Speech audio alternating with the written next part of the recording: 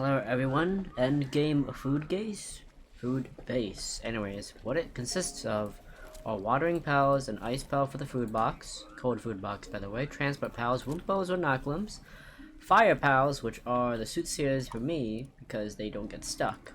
Now you're gonna need the ingredient pals, milk, which is from the cows, mazarinas, honey from the bees, berries from the caprites, and eggs from the chickens. Now, you slot them all into ranches, or they will go by themselves, but to make sure that they actually do go into the ranches, you toggle off every single one of their permissions, except for the grazing option.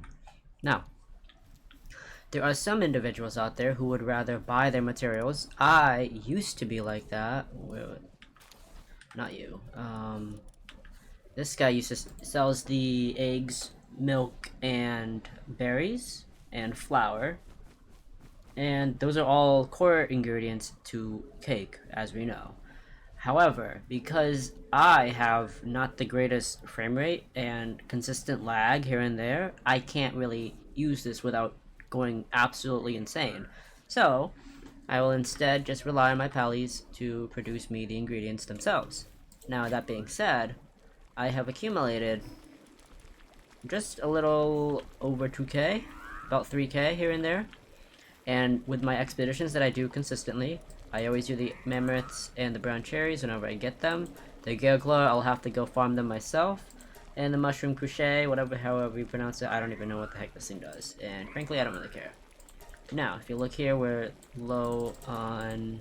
Actually, we're not low on anything. I always go down one so that I have it slotted in, because I always slot the meats in to the guild chest because they don't ever expire. Okay, so... I have the flour there, I have the disassembly here, okay, and I'm at a core prime location where I have access to everything. So right here we are at the Anubis section. I go right here in the corner where it's nice and flat, less lag. And this section right here, this green area right here, this big patch of land with the Quiverin, Rumentide, Relaxosaurus Lux are. Okay, this section is where a lot of Mammoth spawn, Gale Claw spawn, and Broncherry spawn. Okay, those are all the core meats for all of the higher level foods. We're talking the Mammoths for the 25% attack, Broncherry for the 20% attack, and Gale Claw Nikajaga for the defense, 25%. Obviously, Broncherry has its matches with the Elk, the Idea, Locomoco, and the Mazarina cheeseburgers. However, there are some pros to having the brown cherry versus the other two. Number one, brown cherry gives the fattest chunk of nutrition and sanity, and it becomes such a core staple to all pals in general when it comes to raiding and fighting. Because of the sanity gain and the nutrition gain, they will not lose as much sanity as normal other foods. Now we look at the Locomoco, it's literally almost half the amount that the Broncherry fried noodles give. But then there's a thing where you just need to collect more of these meats because it's just half in general. The Mazarina costs 2 meats versus 1 meat, like the Broncherry and the Elk. So there's that. And yeah, that's pretty much it when it comes to that section. Right here, once again, there's Gale Claw that spawn in this area, Broncherry that spawns in this area, and Mammoths that spawn in this area. But then also to the east of us, there is a spawn of Gale Claw, literally by the Twin Knights. Bridge of Twin Knights, and just along the coast of its western coast of the island, of the Battalia Island, so to speak, is where a lot of Gale Claw spawn. And then in this specific area, the Anubis area, is where a lot of the Doomud spawn. And what is this noise? I swear it's my suit series. But if we go back to the map, once again, yes, there are Doomuds that spawn here. Doomuds give 50% work speed bonus when you make the food and you give it to the pals. When they consume it, they get 50% bonus work speed. So that's a great substitute for any other Mazarina options, because Mazarina spawns just in this corner right here. It kind of looks like Asia, so to speak. Asia on our world map, so to speak. And Mazarinas are kind of annoying to obtain because they are 1 in like 7 spawns, and they always run the second you get there. And they are fast, fat cows. Also, on this Kelpsy Hill, which used to be called Azurbe Hill, by the way, I don't know why they titled it as Azurbe Hill, but there's Kelpsy that spawn here, and there's Kelpsy that spawn around Azurbe. So this is a great location for everything in general. And yeah, so the foods that I normally make, if we take a look in here, I don't know if I've been, yes, so I've been taking them out here and there. I cook the minestrone and I give it to the majority of the pals. The rest of the stuff is just whatever. But this, I save, the mammoth curry, I always save and I put it into my guild chest for when I do my raids, and I have accumulated 200 of them. Thus far, I still can make actually a few more, 130 of them. We'll have to see if I have the ingredients, because I remember I was lacking some ingredients. Yeah, so we got some of that, and then we actually, okay, yeah, that's what I thought. We have 156 in here. And I think that noise is the soothsayers. Yes, but they're nice and tiny. Some of them are maxed with 4 stars, some of them aren't, but they're all with the WARS acronym, WARS, or RAWS, RAWS. I don't know how to pronounce, I can't really pronounce RAWS correctly, but they're just the 175% work speed bonus. I have a frozen food box in every single one of my floors. This is literally just a big fat grid, and this is the second floor. I only have 3 floors. Second floor comprises of the stacked plantations. I am going to be doing another stacking row over here. Eventually, probably for some flour, because I'm lacking some of that.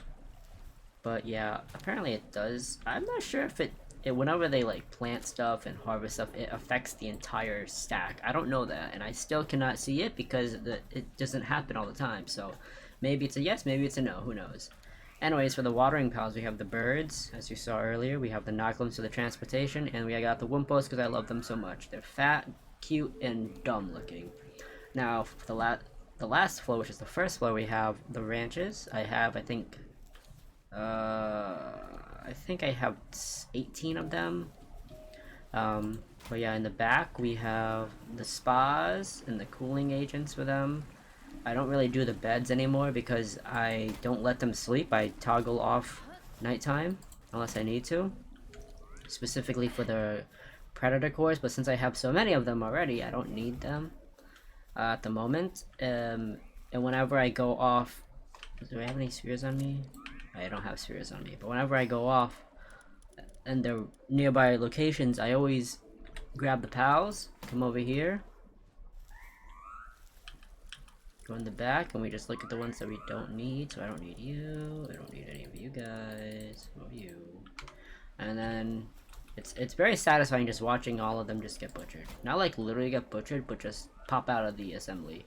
And for some reason, these guys always, I don't know why these guys got stuck. Like, they're not supposed to get stuck, because they are a lot smaller than the human size. Okay, that weren't even the right ones.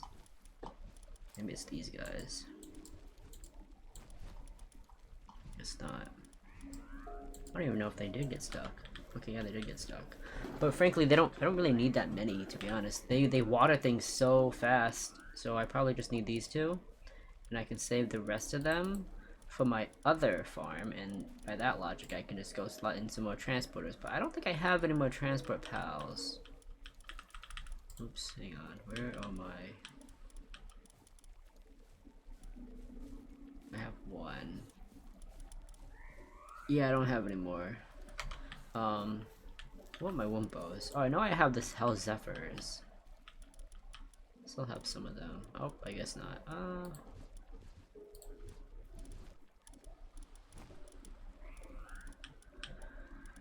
Oh, here we go. Okay, I have at least one more.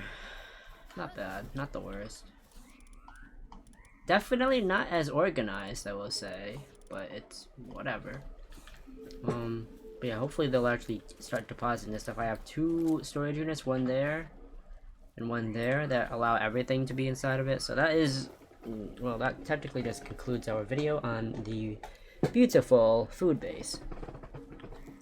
I also have this here just in case I have to store some foods, but most of it is just seeds and some extra loot.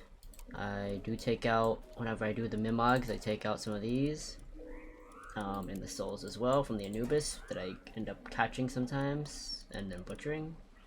And yeah, it's a very peaceful base. I really like it a lot. Let me see, do I have anything I can fly on? Okay, so I'm currently ascending this guy, but whatever. So yeah, there are the Dumuds.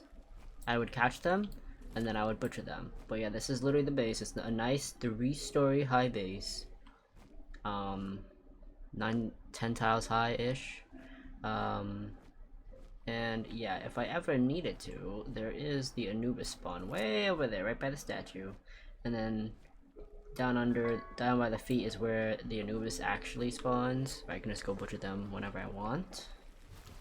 But I don't really need to anymore, as I'm trying to get some really good pallies. If you want to see a sneak peek of what I'm getting thus far. This guy is like brute force mania right here.